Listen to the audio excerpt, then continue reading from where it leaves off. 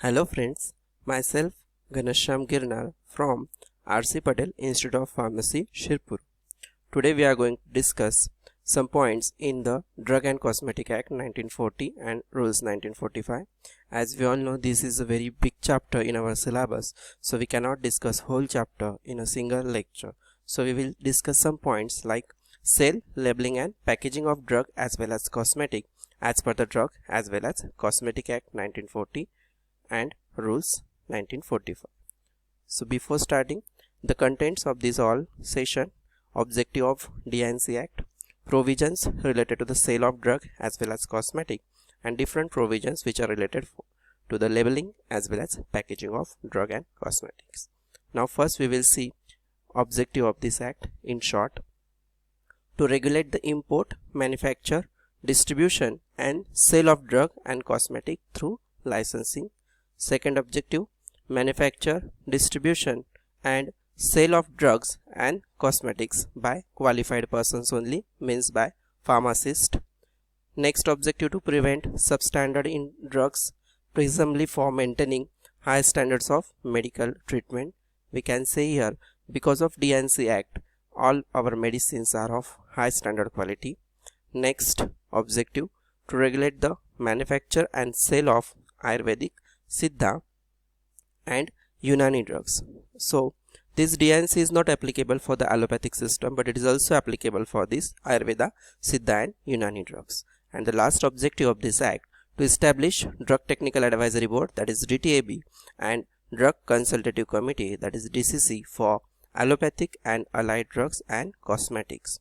DTAB and DCC are the advisory boards which are established to give guidelines or suggestions to the government for this act,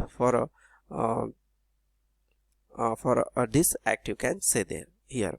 Okay, next, that is the, as we discuss in objective, this act covers the import, manufacturing, sale as well as the labeling and packing. So today we are going to discuss in detail, that is how to sell drugs and drug and cosmetic as per this D&C Act, and how to label and pack drug as well as cosmetic as per this D&C Act. So first we will start with the sale category. In that, first we will see the different classes which are prohibited to sell, or means which drugs we cannot sell as per this act, D&C Act. So first, that is misbranded, spurious, adulterated and the drugs which are not of standard quality, poor quality you can say here. So such a drugs are prohibited to sell. Next, that is patent as well as proprietary drugs with undisclosed formula, because on patent or proprietary medicines the right is of the patentee. So without the prior permission of the patentee we cannot sell such a drugs. Next, Schedule J drugs. As we all know, in Schedule J it is a list of different disease. Okay, so drugs which are claiming to cure such a disease like cancer, AIDS, we cannot sell such a drugs. Next, expired drugs. As we all know, it's very common thing on medical also, we can see never expired drug can be sold by any pharmacist on medical shop. So expired drugs, to sell expired drug is an offense. Next, that is drugs used for the consumption by government schemes such as ESICs, armed force, means you can say that under different government schemes the drugs which came that cannot be sold, they are for poor people, so they are for free of cost, so that drugs cannot be sold. And the last, that is the physician sample. Itself on physician sample it has written it is physician sample and not to be sold, so it is offense to sell such a physician sample. So these are the different class of the drugs which cannot be sold, prohibited classes of the sale. Next, sale. At the time of sale, as we all know, without license we cannot sell any medicine. So at the time of sale there are two different license get for the sale of the medicines. First is the general license and second is the restricted license. In case of general license, simple, the difference between both is only that in case of general license a pharmacist or a qualified person is required, but in case of restricted license there is no requirement of any pharmacist or of any qualified person. No supervision is required in case of the restricted license, while in case of general license a pharmacist or qualified person is required. It is the only one difference between this general as well as the restricted license. the main thing we have to see in this topic, that is the different license number for the sale of different types of drug.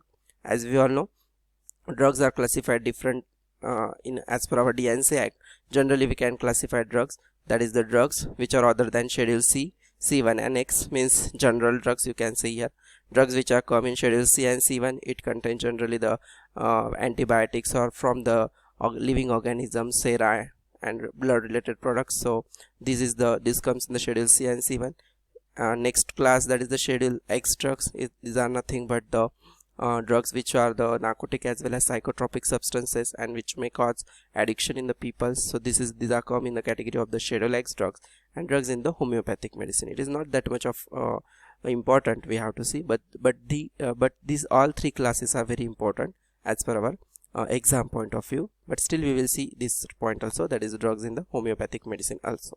Okay, so just we have discussed the different license we get for the retail in case of, then restricted, then in case of the whole, and distribution for the motor vehicles. Okay, so we will discuss each and every number, means the license number for the sale.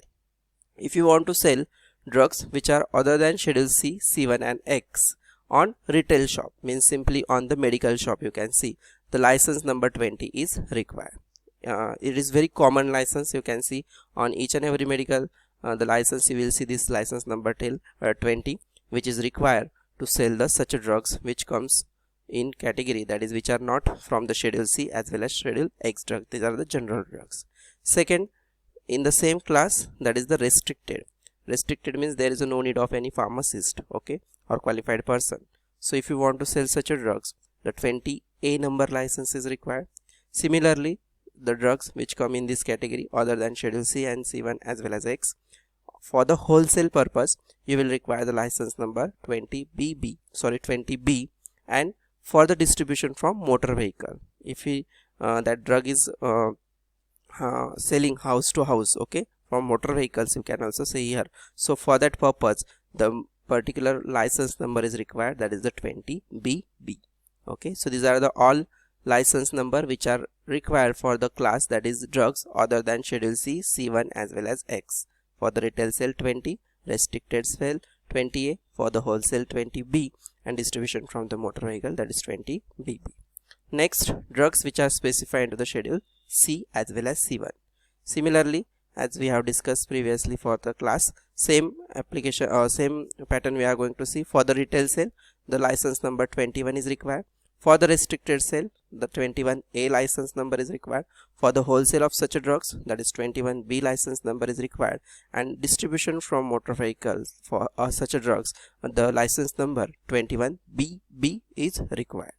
Next class, that is drugs which are specified into the Schedule X. These are the narcotic and psychotropic substances. So such drugs can be sold on retail with the license number 20F, and can be sold on wholesale with the license number 20G. Such drugs cannot be sold in restricted category as well as from the motor vehicles, because as we all know, these drugs are the habit forming drugs or the narcotics drugs. People can misuse such drugs, so that there is no license or no permission is given to sell by the restricted mode or from the distribution from the motor vehicles, because in both category there is no pharmacist or no qualified person. So in such a condition we cannot sell such drugs. Similarly, for the drugs in case of the homeopathic medicines, if that drugs want to sell on retail, 20C number license is required, and for homeopathic medicine if you want to sell on the wholesale, the 20D number is required. So these all are the different license which are required to sell the medicines. Okay, so simply you can summarize these all in a single chart or in a single table. If you want to remember more precisely, for the Schedule X, for the Schedule C only, the license number is 21 is there, and remaining other than Schedule C, all drugs comes for the 20. Okay, then it is 20, 20A, B, then again BB, again 20CD, for the Schedule X 20F as well as G. So by using this table you can summarize these all license number which are required for the sale. It is very much important as per your exam point of view. Next point we have to see, that is the labeling as well as packaging. in case of labeling and packaging, if you are there are general things or conditions you have to maintain in case of the labeling of any drugs as well as cosmetic as per this DNC Act. That is, you have to write the name of the drug, then statement of net content, how much amount of active material is there, you have to write that content of active ingredients. Then in case of the active ingredient, you have to be more precisely right. For the oral liquids, the quantities may be expressed per 5 ml or multiple thereof. If the dose be less than 5 ml, then the quantity you have to write per milliliter. Okay. Then for the liquid parenterals, content per milliliter or as percentage by volume or content per dose. In solid drugs, for parenterals, use the quantities may be given as units of weights per gram or milligram. For tablets, capsules, pills, single doses form, you can say the content per tablet, capsule or pill or per single doses form you have to write. And for other preparations, in terms of percentage or weight of volume or as unit as per gram or per milliliter as the case may be. Okay.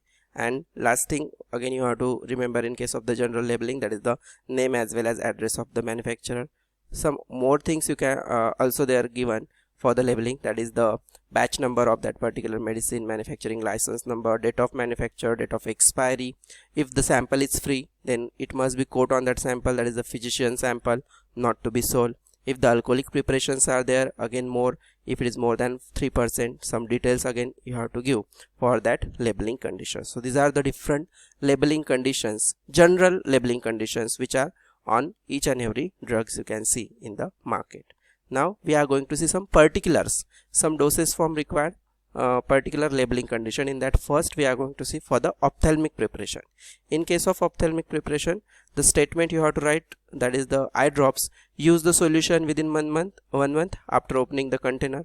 Then name and the concentration of the preservative if it is used in that eye drop. Again one instruction it should be there, that is not for the injection because it is parenteral product. So again you have to write there, it is not for the injection. Special instruction regarding the storage, store in cool condition and all that things you have to write. Again one warning is, two warnings are there. If irritation persist or increase, discontinue the use and consult the physician. It is also required on the eye drops.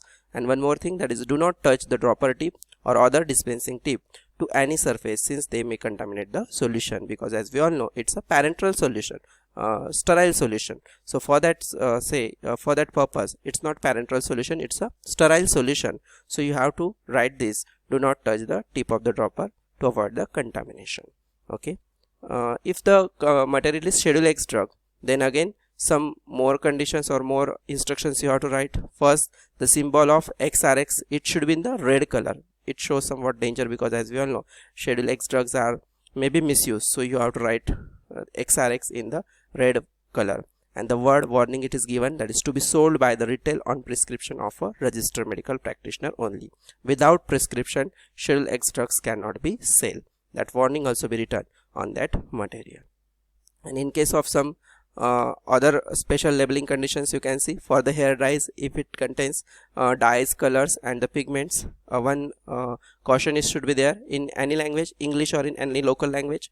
This product contains ingredients which may be cause skin irritation, so preliminary test according to the direction. It should not be used for drying eyelash or eyebrows, it may cause the blindness. In case of the toothpaste, how much amount of fluoride is there in parts per million, it should be written, as well as the date of expiry of the toothpaste also written on the toothpaste.